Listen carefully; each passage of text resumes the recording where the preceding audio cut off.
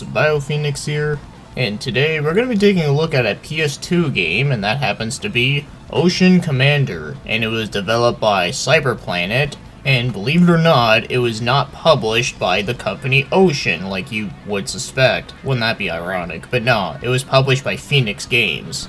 Oh boy, Phoenix Games, and oh man.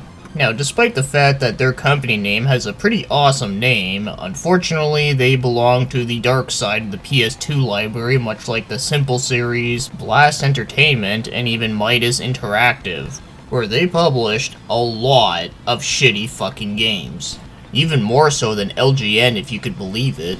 So there is a big chance that this game is going to be a big fucking turd, but let's not judge this game just by who published it, because that's what people that don't know the difference between a developer and a publisher do.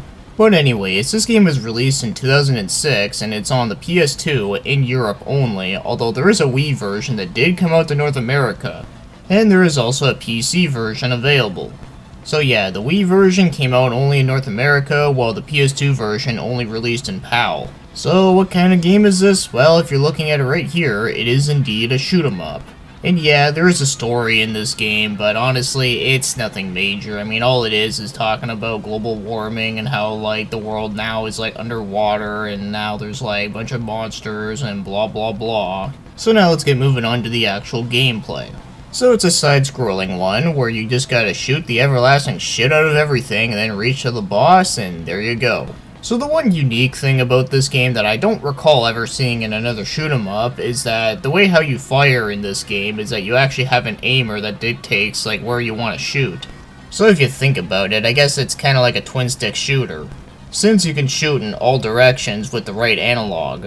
And then after every mission you complete, you get rewarded with money, and then you get to upgrade your submarine. And there's plenty of upgrades you get to have, and of course the more you upgrade, the more OP you become. Because rather than switching through the different upgrades, you just shoot everything all at once. And you also get bombs, which you can acquire more of them as you do pick them up throughout the level. And you can take multiple hits in the game, so you don't have to worry about dying in one hit, which is always one thing that can be always frustrating. So yeah, other than the mission mode, which is obviously the main story mode where you just go through each and every level, there is also survival mode, where all you do is the exact same thing, but only that it's one long-ass level that never ends. So not a whole lot else I get to say here, so now let's get moving on to the game's controls. So the controls in this one are actually a lot better than I expected.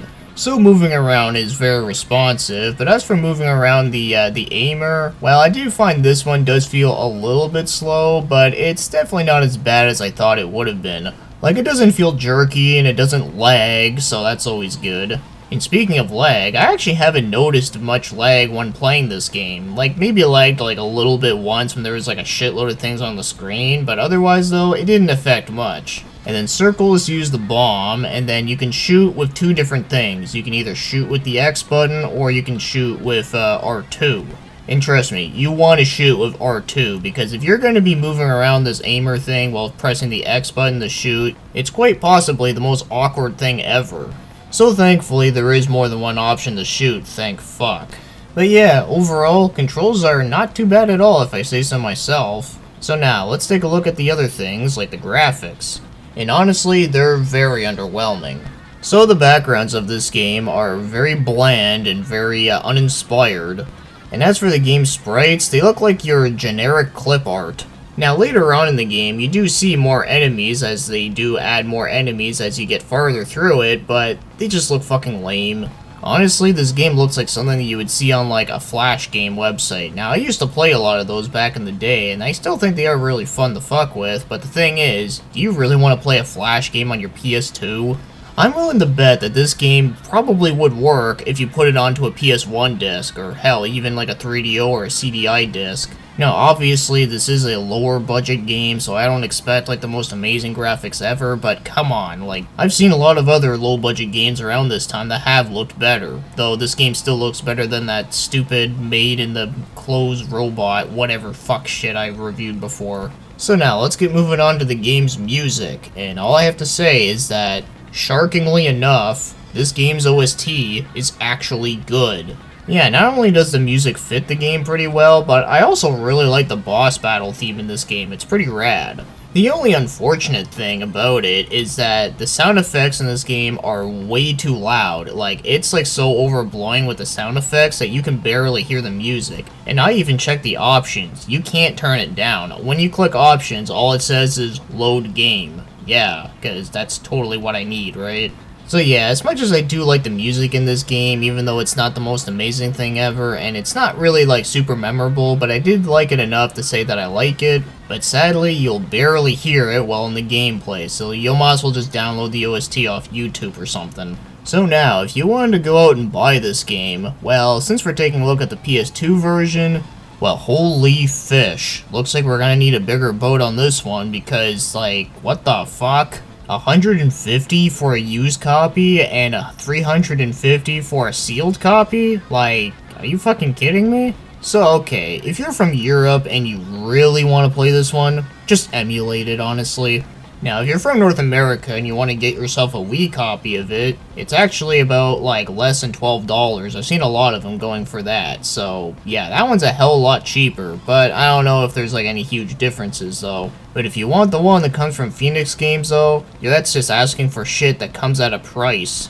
So now, as for my overall thoughts on Ocean Commander, is that, well, I don't think this game is good, like, at all. I don't think it's bad either. I'm actually kind of shocked that I'm actually saying this about a game published by Phoenix Games.